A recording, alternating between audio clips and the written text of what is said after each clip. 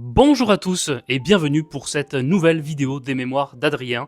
Elle est là, la voici, vous l'attendiez, la vidéo de mes 20 romans préférés lus en 2024. Alors je le répète, parce que la règle c'est la même que pour les essais et c'est la même que pour la vidéo de l'année dernière, ce ne sont pas des romans tous publiés en 2024.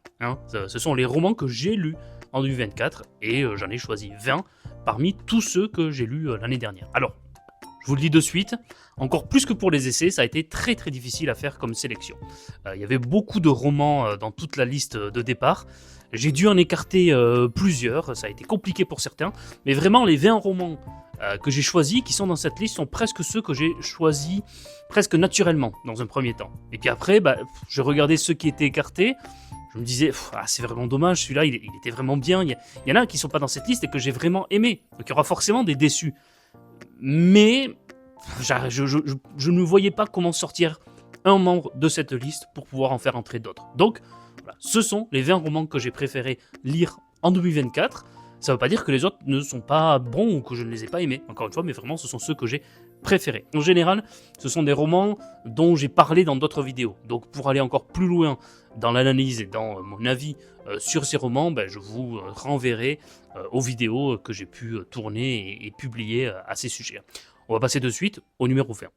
Premier roman dont je vais vous parler aujourd'hui, c'est Les Dragons de Jérôme Collin. Très bon roman sur la santé mentale des adolescents. C'est au-delà de ce sujet qui est vraiment crucial et qui est très touchant, le roman est extraordinaire. Il est magnifiquement écrit, il est beau, il est touchant, il est bouleversant. La fin m'est vraiment restée longuement dans l'esprit.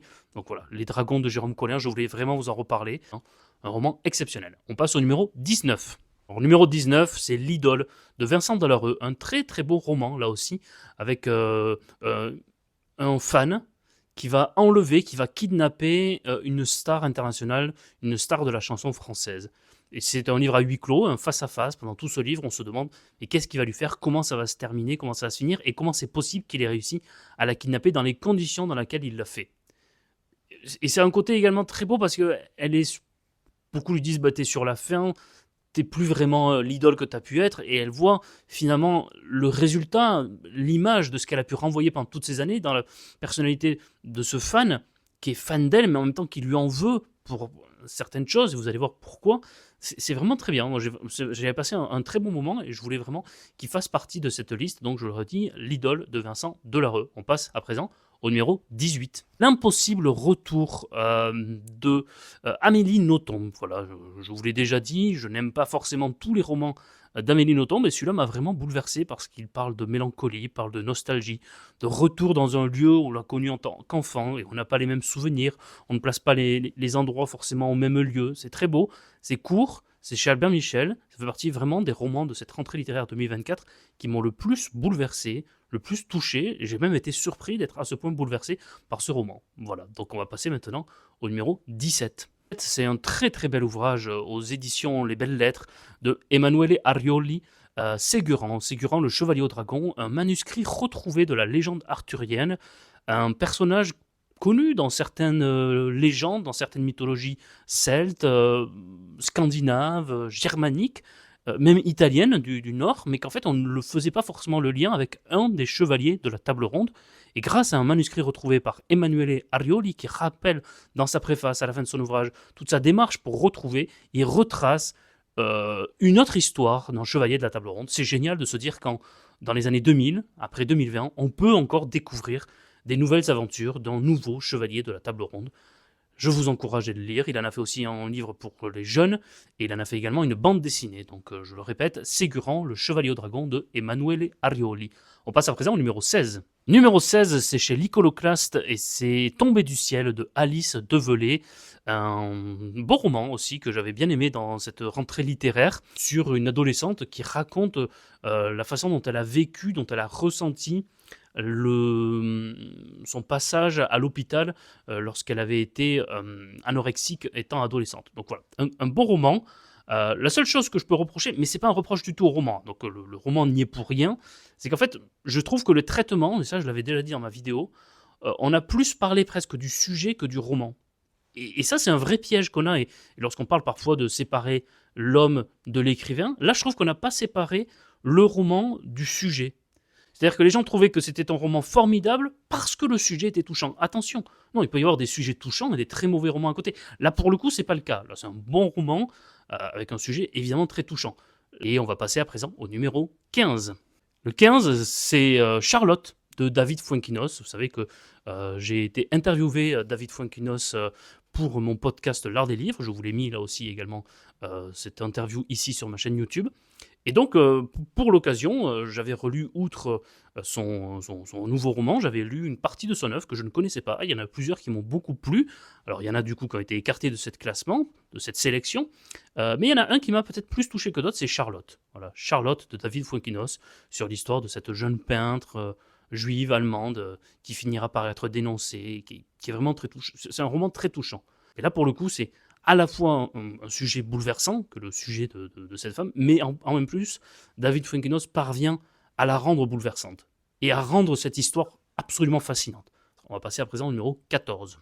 Numéro 14, c'est Une demande folle de Léa Chauvel-Lévy, un très très beau roman, vraiment magnifique, extraordinaire sur cette demande que fait un père à une fille, la narratrice, un jour, après une dispute.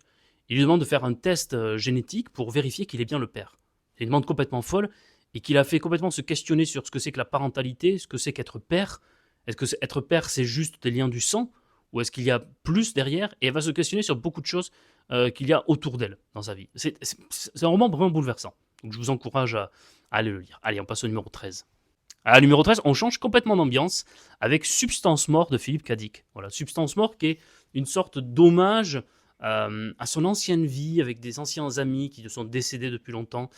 Philippe Cadic, au moment où il écrit ce roman, à l'époque où il se droguait énormément. C'était vraiment très compliqué pour lui. Il était très très addict à cette drogue dure qu'il appelle Substance Mort, Substance M dans le roman. Et en fait, c'est l'histoire d'un homme qui est à la fois une personne droguée, une personne qui est dans le deal, qui accueille des gens chez lui, et les gens vont chez lui, fument et tout. C'est vraiment cette vie-là. Et en même temps, il est agent stupéfiant et il est censé espionner cette bande de dealers. Et le côté un petit peu psychédélique, un peu particulier de l'œuvre Philippe Cadic fait que parfois on ne sait plus vraiment qui est le personnage face à qui on est. Vous voyez, on ne sait pas si même le personnage lui-même est au courant qu'il est deux ou est-ce qu'il est schizophrène. C'est un roman très très particulier, avec des scènes parfois très drôles, avec de l'humour, des dialogues entre les personnages, et vraiment cette impression parfois d'être complètement perdu soi-même. Il n'y a qu'avec Philippe Cadic que ça me fait cette impression. C'est un excellent roman, franchement. Et c'est pour vous dire la qualité de ceux qui vont se retrouver devant. En fait, on va aller que vers de mieux en mieux, en tout cas dans mon esprit. Mais vraiment, Substance Mort, j'ai adoré. On passe maintenant à la suite, au numéro 12. Et numéro 12, c'est Carrie de Stephen King. Un roman sur une jeune fille harcelée au lycée, une jeune fille maltraitée par une mère qui a une éducation très particulière, très puritaine. Et qui, un jour, il va y avoir une goutte d'eau qui va faire déborder le vase, et Carrie va faire quelque chose d'irréparable. Et ce roman l'aborde à différents angles, c'est vraiment un très très bon roman. Et j'en avais fait un podcast sur Carrie de Stephen King, où on avait, avec mon invité, analysé le roman dans un premier temps, et puis ses adaptations au cinéma. Et c'est vraiment un très très beau podcast, donc je vous encourage à aller écouter cet épisode si ça vous intéresse. On passe à la suite, numéro 11. Numéro 11, c'est Le Passage de l'été de Claire Léost, que j'ai lu à l'édition Livre de Poche pour ma part. Un roman sur la Bretagne profonde. Ça se passe heureusement dans un coin reculé de la Bretagne. Et Le Passage de l'été, c'est un roman qui se passe à diverses époques. Et on va suivre diverses femmes, plusieurs générations. Et c'est un roman qui dit beaucoup sur la transmission entre les générations, mais aussi sur comment également des traumatismes peuvent se transmettre de manière complètement parfois irrationnelle et intangible. Et puis aussi sur comment les racines peuvent soit enfermer, soit libérer. Comment la soif de connaissance peut être un danger ou une libération. Et ce passage de l'été, c'est quelque chose de très crucial qui se passe pour plusieurs personnages de ce roman. On va suivre des professeurs qui vont venir s'installer en Bretagne. On va suivre des personnages qui veulent plutôt quitter la Bretagne, d'autres qui veulent se renfermer dans un côté identitaire à la limite de la délinquance et du terrorisme dans ce roman. Donc c'est différentes manières d'aborder les racines, différentes manières d'aborder l'héritage du passé. C'est tout ce que j'aime en fait. Toutes ces thématiques, je les adore. Je vous encourage vraiment à le lire, ce roman, que vous soyez breton ou pas breton d'ailleurs, parce que je ne suis pas breton et pourtant j'ai été touché. J'ai été bouleversé par plusieurs choses de ce roman, très très bien écrit, très fluide, avec une fin vraiment marquante. Là pour le coup, et Claire Léost, les 3 romans que j'ai lus d'elle, à chaque fois, c'est quelque chose que je peux dire d'elle, elle a une capacité à, alors déjà, à torturer un peu ses personnages, c'est-à-dire que ces personnages sont parfois vraiment très mal menés, et c'est vraiment brillant quand elle fait ça, mais en plus, il y a une capacité à la toute fin, nous faire dire « Ah oui, d'accord, je ne l'avais pas du tout vu comme ça ». Et on a, encore une fois, et ça se fait partie vraiment des grands romans pour lesquels j'ai cette idée-là, on a envie presque de relire pour revoir petit à petit la progression des personnages en se disant, en sachant nous-mêmes, en tant que lecteur presque omniscient, de se dire, moi je sais ce qui va t'arriver, et c'est encore plus amusant, tragique, intéressant de le voir réagir à certains moments du roman. Le passage de l'été, vraiment, je vous encourage à le lire, c'est passionnant. Numéro 10, Wunderland, de Pauline Clavière, chez Albert Michel. J'en ai fait toute une vidéo, donc vous pouvez aller la voir. Ça fait partie de mes romans les plus marquants de la rentrée littéraire. Il me semble qu'il n'y a pas beaucoup ensuite dans les 10 premiers de romans contemporains. Et donc plus on approche de la fin de ce classement, plus les romans contemporains qui s'y trouvent sont rares, et plus c'est une preuve que vraiment ce sont des superbes romans. Et Wunderland, il est absolument génial. Et encore une fois, ça aborde des thèmes qui me touchent, les racines, la mélancolie, la nostalgie, le passé, le fait de quitter ou pas son village, de se sentir presque enfermé, de se sentir presque de manière inéluctable. C'est impossible d'en partir. Et là, on est dans un petit village, et les gens se disent, mais c'est pas normal d'y arriver, et c'est pas normal d'en partir non plus. Ils sentent que la population ne doit pas en changer. Et donc, il y a des Allemandes qui arrivent comme ça. On est dans les années 70, il me semble, j'ai pu revérifier, je crois qu'on est en plein dans les années 70. Et 2 jeunes Allemandes débarquent dans un village complètement perdu de la campagne française.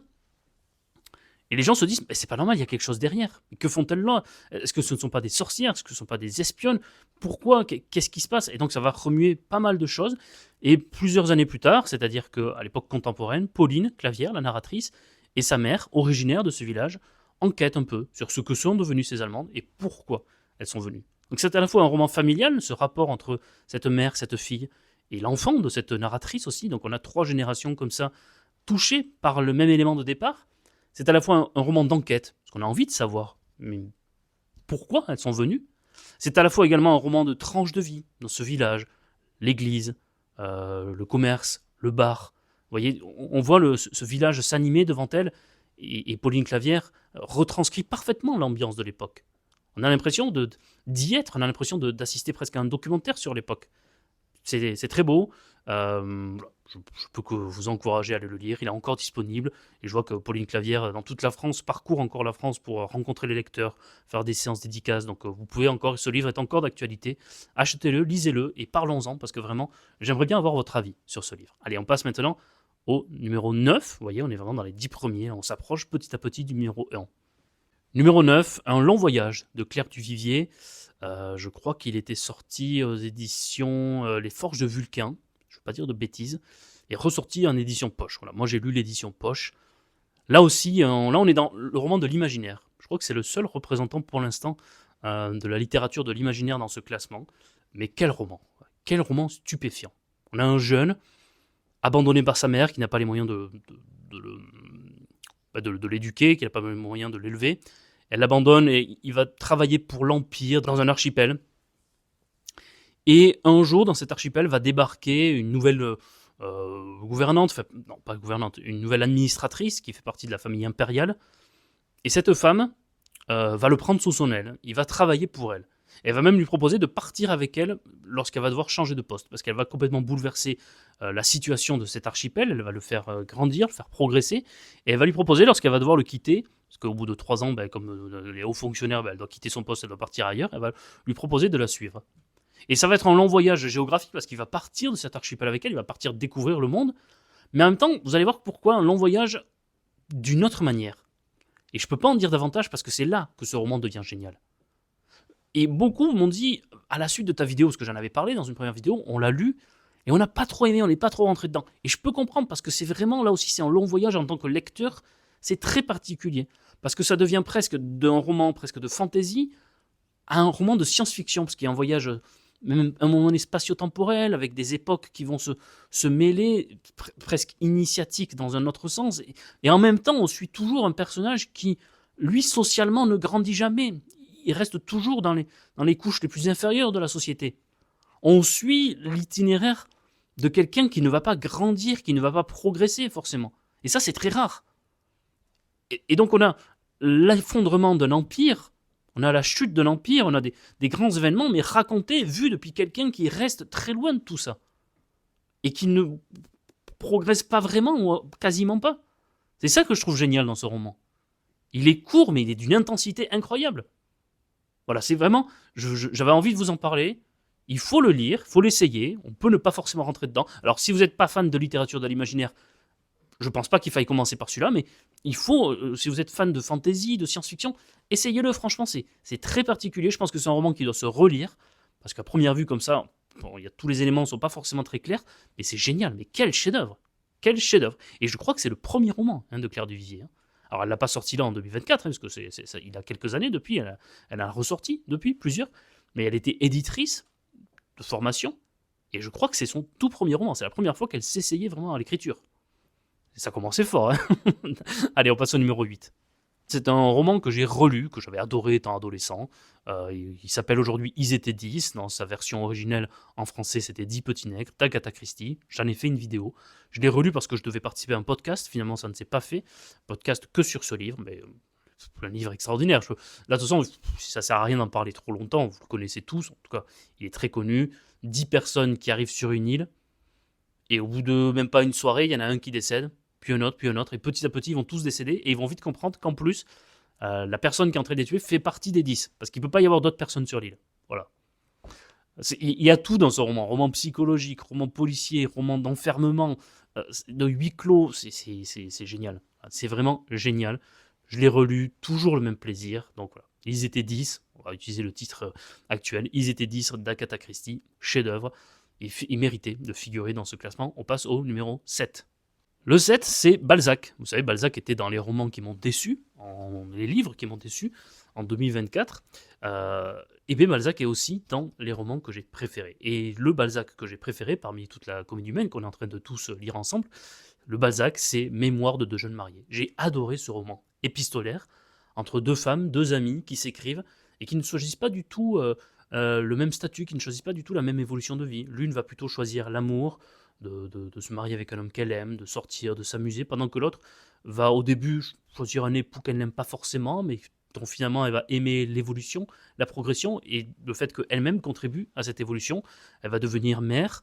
Il y a déjà ce débat à l'époque. Vous voyez, c'est quelque chose qu'on ne sait pas forcément, c'est qu'aujourd'hui, évidemment, il y a des mouvements, le mouvement No Kids, d'autres à côté qui disent non, il faut continuer à faire des enfants. Et à côté de ça, il y en a qui disent, bah, moi je reste un peu en retrait. Et à l'époque de Balzac, et ça se voit dans ce roman, ces deux femmes-là s'écrivent, elles n'ont pas du tout le même choix.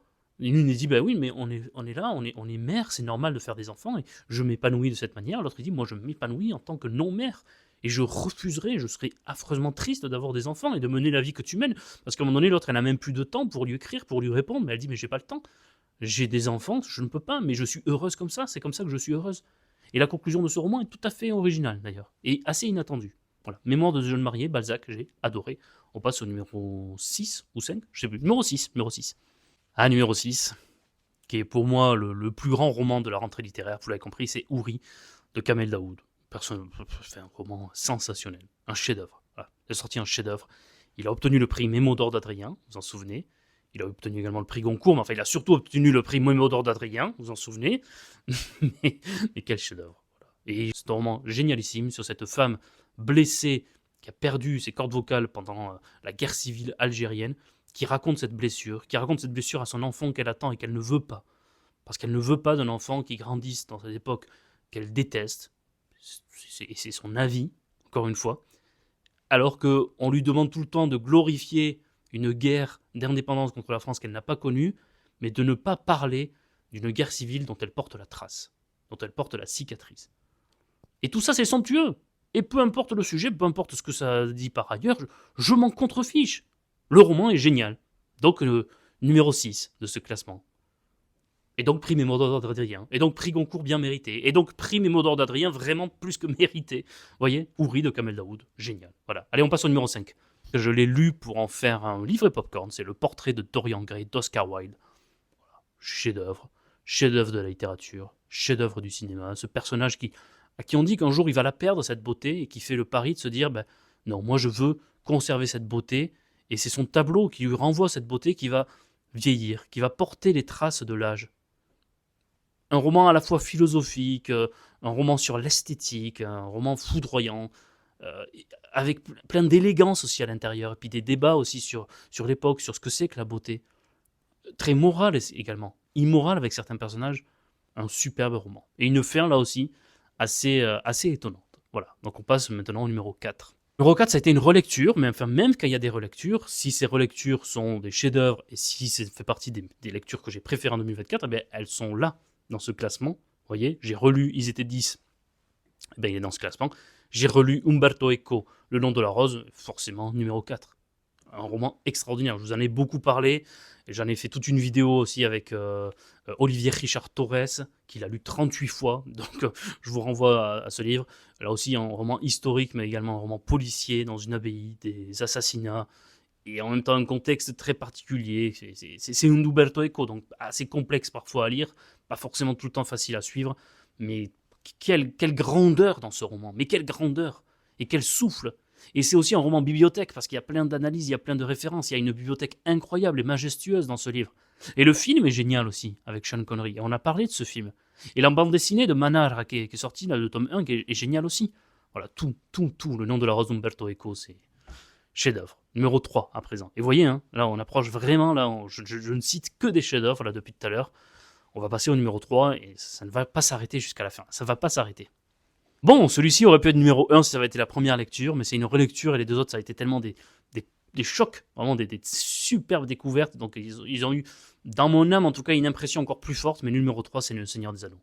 Et un jour, je vais vous faire un truc sur Le Seigneur des Anneaux. Je suis obligé.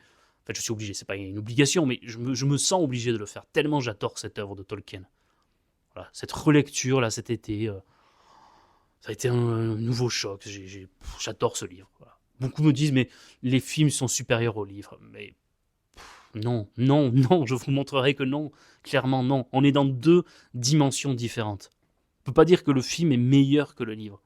Vous voyez, et encore une fois, parfois j'entends dire, oui, mais le livre est meilleur que le film. Là aussi, c'est compliqué de dire ça, parce que on n'est pas dans les mêmes dimensions. On n'a pas les mêmes armes, on n'a pas les mêmes moyens, on n'a pas les mêmes réactions lorsqu'on lit un livre et lorsqu'on regarde un film. On peut parler de plaisirs différents à regarder un film et lire un livre. Mais là j'ai le même plaisir à lire Tolkien et qu'à voir les films de Peter Jackson. Mais je ferai toute une vidéo, je pense, qui sera longue parce que j'ai plein de choses à dire, mais il faut le faire. Il faut, ça va me prendre du temps, je vais devoir même l'écrire cette vidéo parce que je veux vraiment prendre du temps pour vous expliquer pourquoi j'aime autant Tolkien, pourquoi j'aime autant Le Seigneur des Anneaux, pourquoi j'ai à ce point aimé Le Seigneur des Anneaux au cinéma de Peter Jackson, et pourquoi par la suite tout ce qui s'est fait sur Le Seigneur des Anneaux est détestable. Et tout ça, je remettrai en ordre mes idées et je reviendrai vous en parler. On passe au numéro 2, et numéro 2, sacré chef-d'œuvre. Le numéro 2, avec une petite impression de marcher comme ça, n'importe quoi. Non, le numéro 2, c'est Frankenstein, de Mary Shelley. D'ailleurs, j'ai une bande dessinée là de Frankenstein, adaptée par Bess, qu'il faut que je lise. Voilà. Je ne savais même pas qu'elle existait, je savais qu'il avait fait sur Dracula, mais là j'ai su aujourd'hui qu'il avait fait également sur Frankenstein. Il faut absolument que je la lise. Cette BD de Bess, une adaptation de Frankenstein. Et ne lisez pas l'adaptation de Junji Ito chez Mangetsu qui est catastrophique. Voilà. En manga, catastrophique. Par contre, celle de Bess, on m'a dit qu'elle était vraiment géniale. Frankenstein, c'est... Enfin, je sais pas comment vous le présenter, tellement ça a été un choc. Vraiment, quand je l'ai lu, je m'attendais pas à ça. Je m'attendais pas à grand chose, à vrai dire. Mais c'est un ami rencontré sur Twitter qui m'en a beaucoup parlé, qui s'appelle l'historien scientifique sur Twitter, et qui m'a dit c'est un chef-d'œuvre, c'est mon roman préféré. Et j'ai voulu comprendre pourquoi. Et après, on a fait un podcast ensemble. Et j'en ai parlé ici aussi sur YouTube, mais vous pouvez aller sinon écouter cet épisode parce qu'on y revient vraiment en long et en large sur qui était Mary Shelley, le contexte de l'écriture, quels sont les messages qu'il y a dans ce roman, les significations. C'est vraiment super bien. Et même pour quelqu'un qui n'aime pas forcément la science-fiction, parce que c'est évidemment de la science-fiction, c'est vraiment super sympa, c'est vraiment génial. On parle de Frankenstein, qui n'est même pas le monstre. Souvent les gens disent, mais Frankenstein c'est le monstre. Non, pas du tout, c'est le docteur qui, par passion pour l'alchimie, vous voyez, toutes ces choses-là, il va redonner vie à des différentes parties de corps de personnes décédées, et il va lui donner vie. Et ce monstre-là, ensuite, il va le trouver tellement laid qu'il va l'abandonner, et c'est l'itinéraire croisé de cet homme qui regrette le monstre auquel il a donné vie, et ce monstre qui, épris de beauté, d'esthétique, se demande pourquoi il est aussi laid et pourquoi tout le monde le rejette alors qu'il n'a rien demandé, et il va chercher à se venger du fait qu'on le rejette et du fait qu'il est fasciné par la beauté dont lui, il est exclu. C'est génial. Franchement, c'est un très très grand roman, Frankenstein. On passe au numéro 1. Bon, ça ne sera pas une grande surprise parce que vous avez dû dire, mais il n'en parle pas de ce roman-là. Ben si, c'est pour maintenant. Je vous en ai parlé il y a très peu de temps. Ça a été mon tout dernier livre lu en 2024. C'est marrant parce que mon tout premier livre lu en 2023 avait été mon préféré de l'année 2023. Vous en souvenez, c'était Les Hauts de Hurlevent de Brontë, et là pour le coup c'est mon dernier livre lu en 2024 qui est mon numéro 1, c'est Les Frères Karamazov de Dostoïevski. Je vous en ai fait toute une recette d'un chef-d'œuvre où je vous explique en long et en large pourquoi c'est un immense chef-d'œuvre. C'est mon roman préféré de l'année 2024. J'ai pas grand chose d'autre à dire parce que si je commence à me lancer dans pourquoi j'ai aimé Les Frères Karamazov, j'en ai pour une demi-heure. Bon, et bien voilà, cette vidéo se conclut. J'espère quand même qu'elle vous a plu. J'ai essayé d'aller assez vite, je trouve que ça va. J'ai respecté mon petit objectif de ne pas être trop long sur chaque roman. Ça va, j'ai réussi. Si vous voulez aller plus loin dans les analyses, dans les explications, pourquoi j'ai aimé tel ou tel roman, encore une fois, il y a toutes mes vidéos avec les listes, donc vous pourrez retrouver les vidéos dans lesquelles je parle de ces livres-là. Il y en a même des vidéos où je parle spécifiquement de romans dont je parlais aujourd'hui. Sinon, il y a le podcast, l'art des livres, sur Spotify. C'est gratuit, hein, mon podcast. C'est-à-dire que sans abonnement Spotify, sans abonnement Deezer ou Apple Podcast, vous pouvez aller l'écouter. Hein. Encore une fois, c'est vraiment gratuit, c'est juste qu'il est hébergé sur ces applications d'écoute. Que ce soit Apple Podcast, Deezer, Podcast Addict, Spotify, ou que sais-je encore. Ou vous pouvez même aller sur le site du podcast, l'art des livres, vous pouvez l'écouter directement sur le site. Donc, prenez soin de vous. N'hésitez pas, vous, à me dire quels sont peut-être les romans que vous avez préférés en 2024. Vous l'attendiez, cette vidéo. Beaucoup m'en parlaient, me disaient, mais quand est-ce qu'elle va arriver? Voilà, elle est là. Elle m'a demandé du temps, parce qu'il fallait du temps déjà pour répertorier tout ça, pour refaire un peu une liste, parce que j'ai pas de liste précise, de faire mes choix, de faire ensuite le classement, mais ça y est. Elle est là, maintenant, vous pouvez donner votre avis allègrement, mais toujours dans le respect, évidemment. Et puis venez sur le Discord, n'oubliez pas, on a passé la barre des 600. Vous êtes 600 membres sur le Discord. J'ai créé ça il y a quelques mois en me disant, bon, au début on était 5, 6, on échangeait, c'était amusant.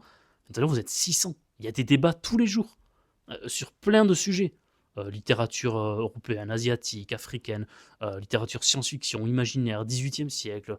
Il y a de tout. Il y a des lectures communes, plein de lectures communes comme ça qui sont organisées. En ce moment, je crois qu'il y en a une sur les rois maudits.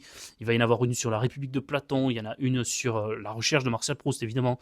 La comédie humaine, Zola. Et les gens me demandent, est-ce que tu peux créer un salon parce que nous, on va se lancer dans cette lecture commune. C'est parti. Chacun est en train de faire sa vie sur ce Discord.